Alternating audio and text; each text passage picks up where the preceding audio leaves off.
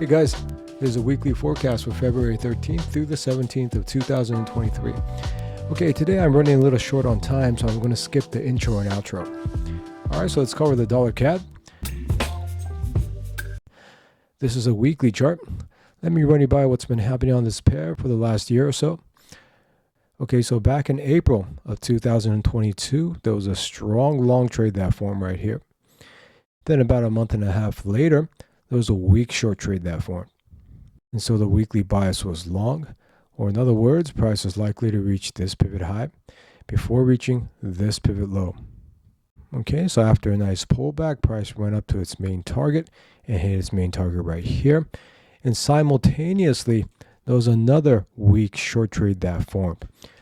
So again, the weekly bias remained long. However, price is now likely to reach this pivot high before reaching this pivot low. And again, price gave a pullback and went to its main target right here. And furthermore, went on to extension targets all the way up to these levels. Okay, then in November of 2022, a new short trade formed right here.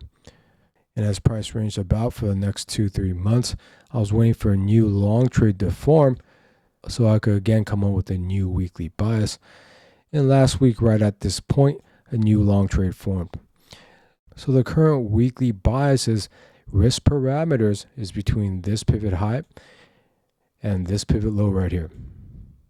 Okay, and I'm currently waiting for the lower time frames to confirm this bias, whether long or short. So let's go ahead and see what's happening over there. Let's go over to the 4-hour chart. Okay, and if you're having trouble understanding this forecast, please check out my forecast manual. Okay, and the link for that manual is in the details section of this video. Okay, this is a 4-hour chart. Now, in terms of lower confirmations, the only possible trend line at this point is this trend line from this pivot to this pivot right here. Now, price can range about for a couple of days and then come to this trend line and break it out and immediate break back in, showing normal short strength. However, price still pushing up to that pivot high.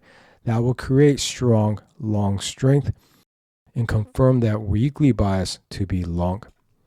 Now again, I need price to range about in this area right here so I could get the distance between each pivot of this trend line to be roughly equal, which is a mandatory aesthetic in terms of lower confirmations with trend lines.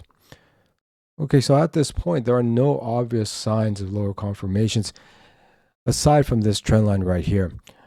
And so I'll keep you guys updated on the midweek analysis when there's new lower confirmations that form.